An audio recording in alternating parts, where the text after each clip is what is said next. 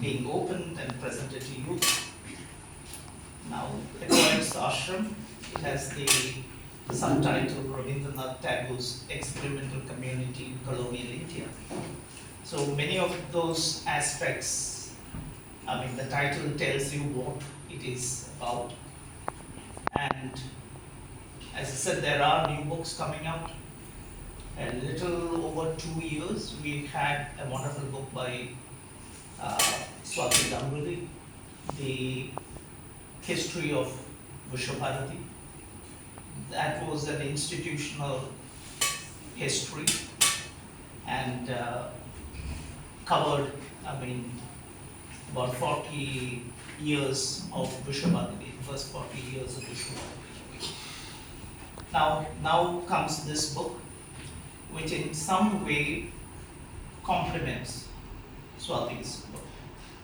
There was one thing that she very clearly said, what her book is not about. It was not about the ashram. It was about the university. And it was an institutional history. Now, the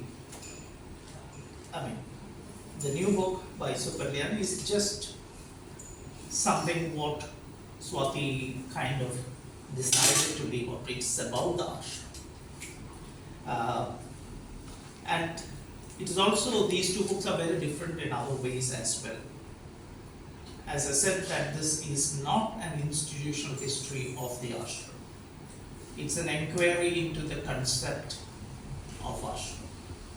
And so it looks at it from various points of view, etymological understanding of philosophical understanding of what the ashram meant to Rabindranath, and also the ideological kind of elements working behind that concept.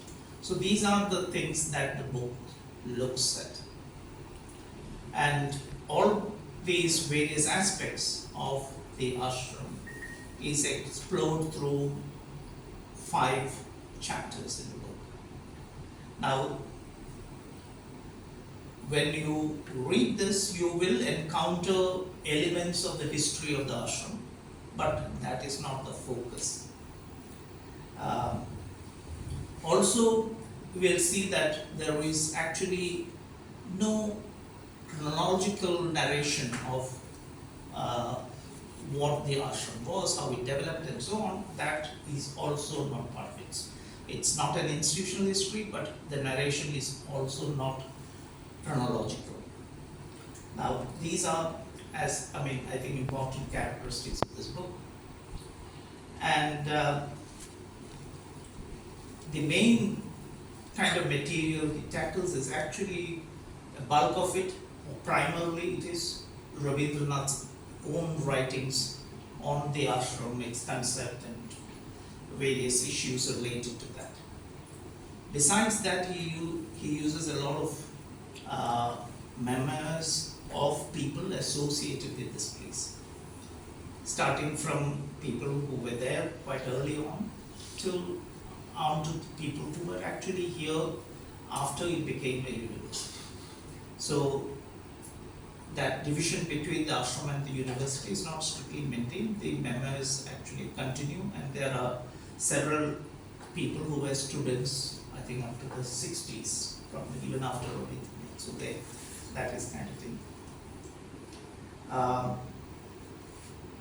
The other important part of this project is that he doesn't look at the ashram in isolation as a unitary case, but he's looking at it in the context of other similar institutions. So there is constantly references to other institutions, both within India and outside. So that's the other aspect at which I think is quite distinctive.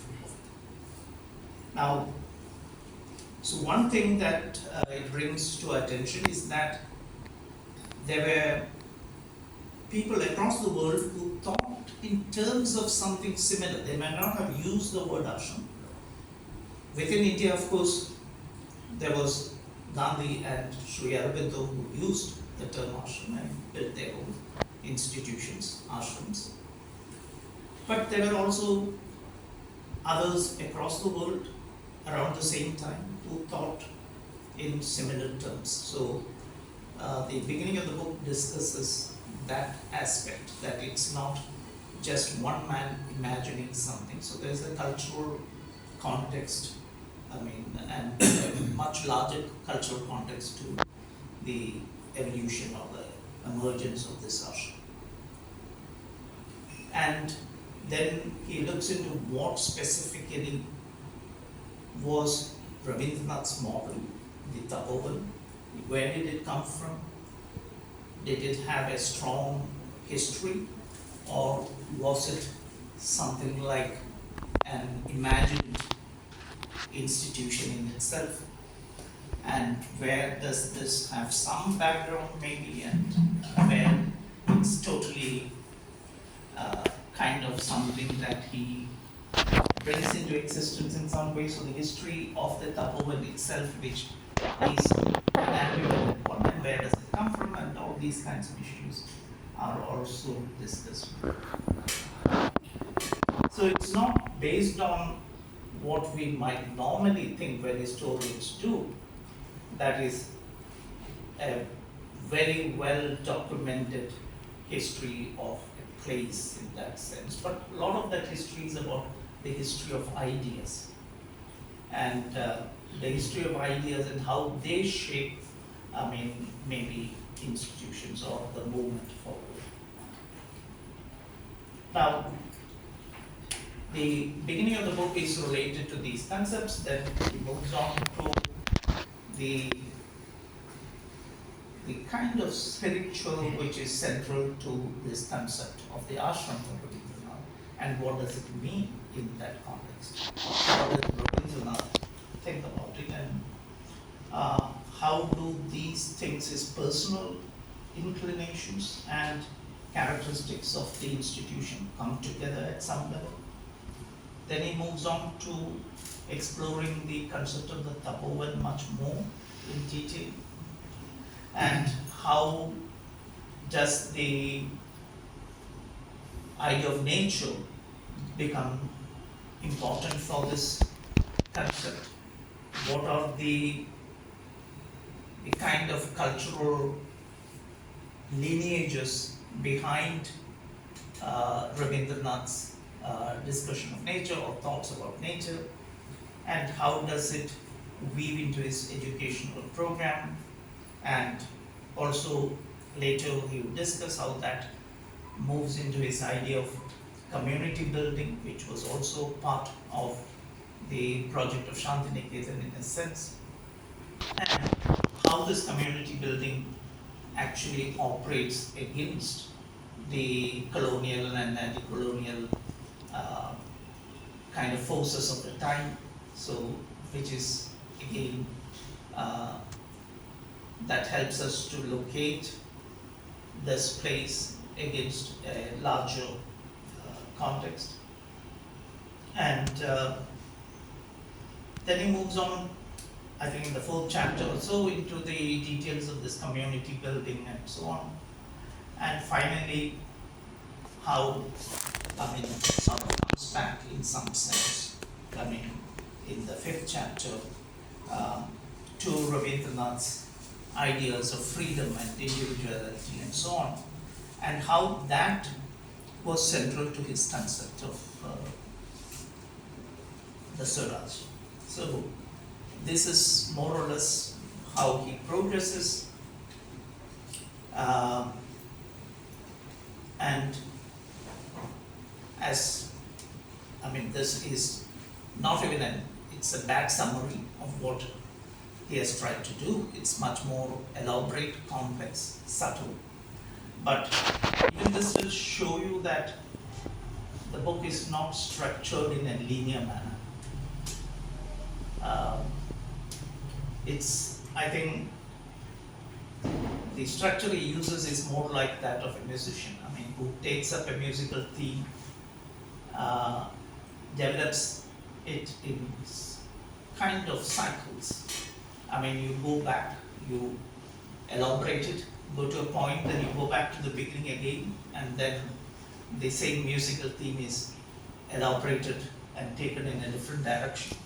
So it's more or less in this form that he writes the book, not as we normally do, progressing in a very structured, linear manner from chapter to chapter, from a kind of hypothesis and then arriving at some kind of a conclusion and things like that. I mean, that's not the way this book is structured. So there are a number of very varied and difficult concepts that he tries to engage with in the course of this writing. Maybe more than my trying to summarize it for you, I think I will let him speak. Maybe you could begin by telling us something about what led you to this research.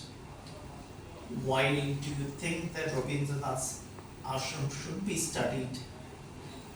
And as you've done in relation to other similar efforts, and what was the nature of the cultural context that these different institutions shared? I mean, if you could tell us something about